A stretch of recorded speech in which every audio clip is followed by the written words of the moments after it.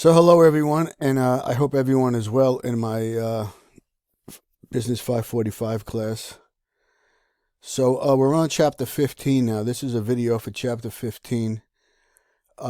This chapter basically explains what conflicts of interest are all about in the financial industry, and why it's important to worry about them, and the whole concept of ethical issues associated with them.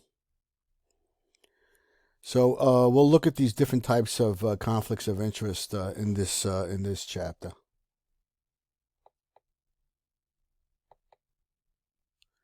Oops, sorry about that. So we're going to look at the economies of scope and conflicts of interest, as we said, and look at the different areas of financial services most prone to these conflicts of interest. And of course, we'll look at ethical dilemmas that have gone on and how they can be created. All right, so we'll look at and we'll look at how markets self-regulate, such as the Commodities Future Trading Commission, the derivatives market, and we'll summarize some of these policies. So we'll look at all these items. All right, so what are conflicts of interest, right? So the first thing, they're a type of moral hazard where basically the managers or the people inside basically take their own interest into account, right?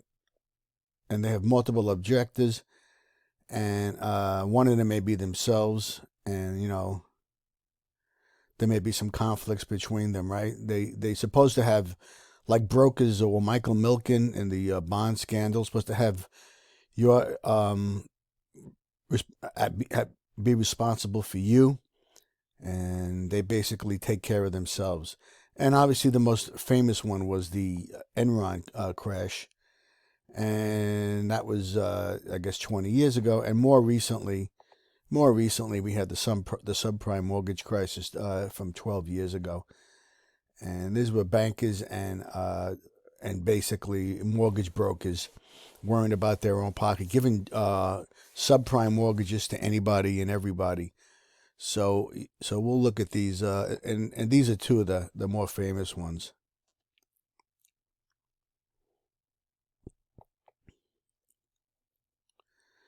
All right, so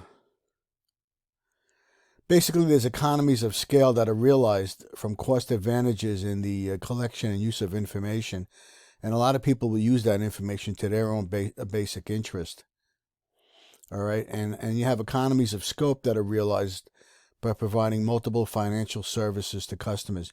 So what you really want to do, what a lot of brokers will do, is they'll tell you in an unethical way that this is a great investment, and they'll give you and they'll try to sell you insurance and sell you this at the same time, and then they'll try to sell you financial products like mutual fund brokers, but they're out for their own interest. They'll sell you items that basically give them the best commission. Okay. All right. And then basically, so between the economies of scale and the economies of scope here,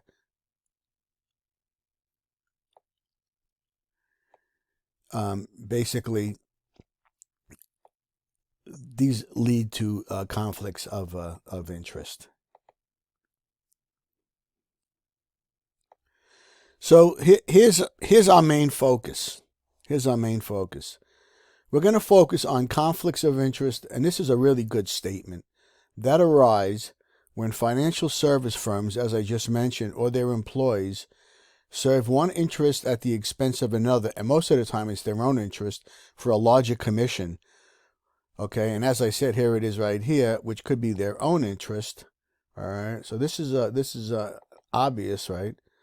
Rather than their customers or a firm's interest who wants to sell securities rather than investors who are purchasers of their securities.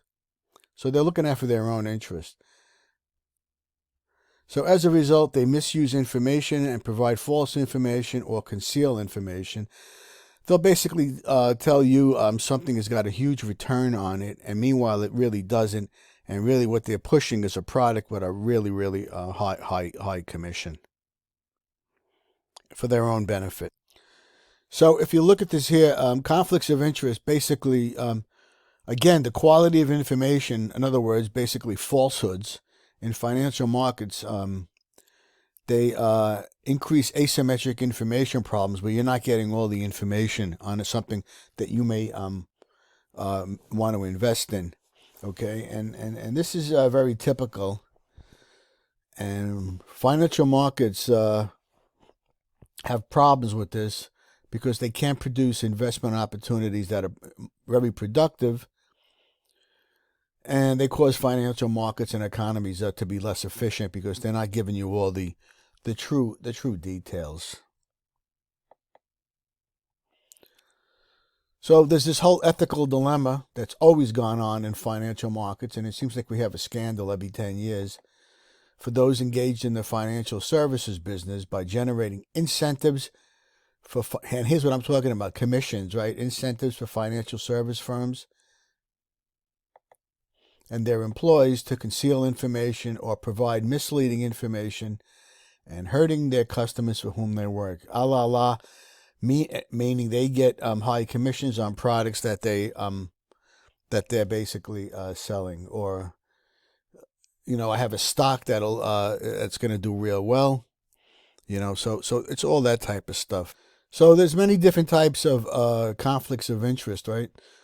So underwriting and research and investment banking, they could basically not give you the truth, okay?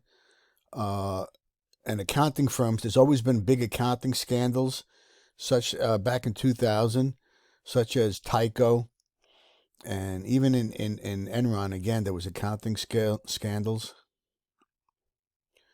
And basically, credit assessment and credit rating agencies in 2008, they were rating subprime mortgages AAA. And this is what created the huge banking scandal back then. And of course, universal banking, there in general, there's all these types of scandal. All right, so with regards to underwriting and research, issuers will benefit from optimistic research, and investors desire unbiased research. Okay, they'd rather not have anything biased. They'd rather have the truth. All right, the maximum information they want, and the correct information. And they have a strong incentive to alter information provided to both types of clients. And they try to favor the issuing firm, obviously, again, for commission purposes. And they do a lot of things, especially called spinning, which is kind of not telling the truth.